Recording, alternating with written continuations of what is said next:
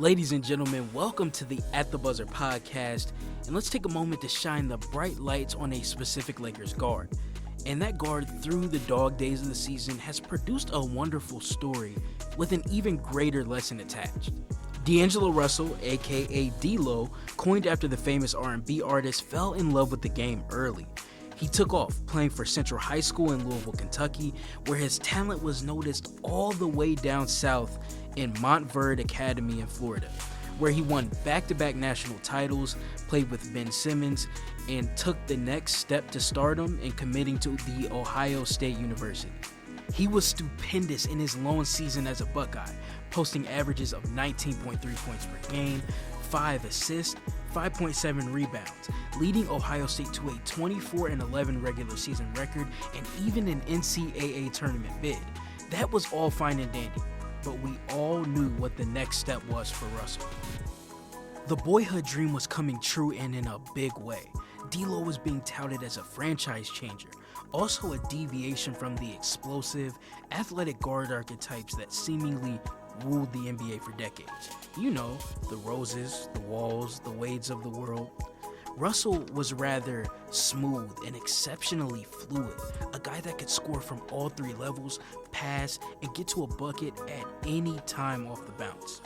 A quote from Draft Express detailing Russell as a prospect did a great job summing it up. Jonathan Gavani writes, "Russell is not your typical uber-athletic, high-flying one-and-done lottery pick, relying much more on skill, feel, and instincts than most freshmen. He has great size for the point guard position at 6'5", with solid length and a good frame that should fill out in time. His size combined with his shooting ability and basketball IQ gives him an intriguing versatility." Oh, no. That's not all. In a pre-draft profile, Bleacher Report's Brian Mason wrote, "One of the business's top Lakers insiders, the team is starting to believe Russell is a future star with Curry-like upside." The time had come. The Lakers selected D'Angelo Russell with the second overall pick. Now, here's where our main character gets smacked with some adversity. His first 2 seasons on the roster, he averaged 14.3 points per game, 4 assists per game, and 3.5 rebounds per game, which by no means is bad, but a bit short of his franchise-changing expectations. But he was facing a true uphill battle he may not have been ready for. Lakers legend and basketball icon Kobe Bryant not too long ago tore his Achilles. He was attempting to restore to his superstar form.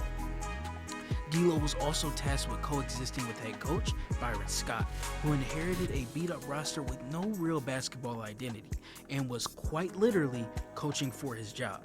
But above all, the straw that collapsed the camel's back, if you will, was his infamous recording of teammate Nick Young. Now, to set the scene, Nick Young had proposed to rapper and artist Iggy Azalea in June of 2015. Now, Russell and Young were friends and rooming together on a road trip, and Russell records Young talking about infidelity and affairs unknown to his fiancée. Then, Russell posted it. He was cooked. This break in the content is brought to you by my inner nerd. Let's geek out about what was wrong with D-Lo's first stint in LA. So as the 21 action clears, he's going to set up a side ball screen, and you see the lack of timing with Julius. He's ready to roll as D-Lo's ready to back out and set it up. And look, now as D-Lo drives, you've got 3 bodies in the paint, a great contest from KD. They do end up getting the offensive rebound, but you see the lack of spacing, and with the constant injuries, roster turnover, and change in scheme, number one option, it's very hard to establish an offensive identity. Alec Nathan of Bleacher Report penned, "Holmes and Stein reported that trust in Russell is eroding from some teammates now that the video has gone public. Sources also told the 2 reporters that Lakers officials are aware of the issue and are dismayed with D'Angelo Russell." So, he's fighting a team still built around the ball-dominant Kobe, a coach who can't focus on developing young talent because his job is on the line, and now a destroyed reputation within his own organization. Safe to say, he needed a new start, right? Now, LA agreed, but certainly didn't send him to a promising location. They sent him to the Brooklyn Nets. I'll say that again. They sent him to the Brooklyn Nets. That's akin to sending a young, promising, developing mind to South Park. Virtually no path to good. They amassed a total of 40 wins the 2 years prior to his arrival. No big name talent, just a bunch of scrappy guys that could space the floor, led by a very modern thinking coach in Kenny Atkinson.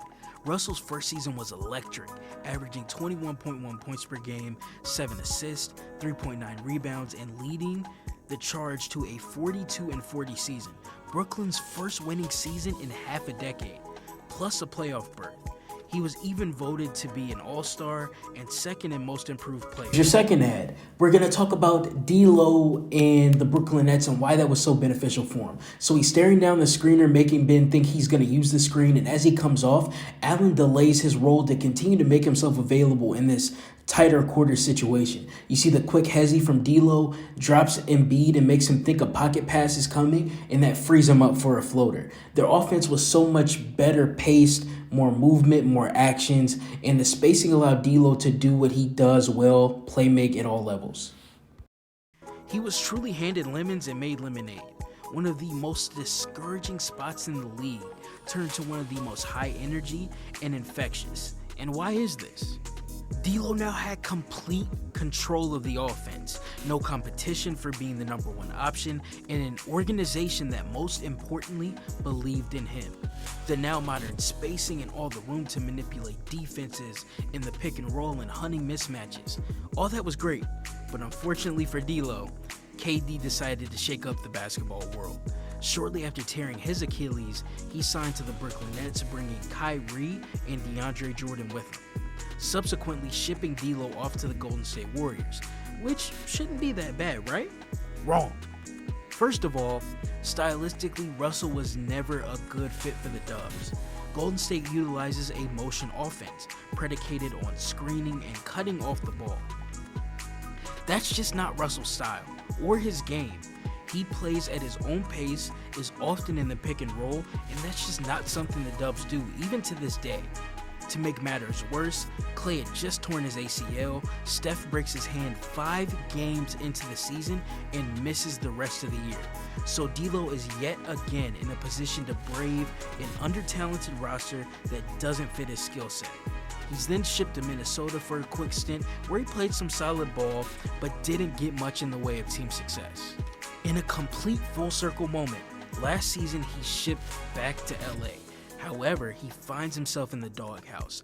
Darvin Ham prefers Dennis Schroeder, who he has extensive history with, and the young upstart guard Austin Reeves. He had a particularly frigid series against Denver where he basically fell out of the rotation, all leading up to this season. He started well, but it looked like a typical D'Lo year, but the new year hit. And apparently that meant a new D'Lo. Since January 15th, he's averaged 21.5 points per game, 6.4 assists, and 3.3 rebounds. He's been in complete control of this offense, working so skillfully in the pick and roll, creating for others and scoring consistently and efficiently. This was highlighted by a 44-point, 9 assist, 6 rebound performance against the Bucks. That was the D'Lo scouts and pundits raved about years ago. A skilled and tall combo guard that could score and play make at will. It's truly wonderful to see, and a reminder situation is everything. Next time you see a player struggling, ask yourself, is he truly bad? Is this guy washed? Or is this situation not conducive to him as a player? Does his coach not trust him? Etc., etc. This story is old as time. We saw Russell Westbrook revitalize his career with the Clippers. Halliburton reach true stardom in Indy. It took Sabonis leaving the 317 to reach an all-star level. So don't forget, ladies and gentlemen, situation is truly everything. Want to thank you for your time and attention. Check out ATB and Collin Hatfield's show on socials. Much love. Be blessed.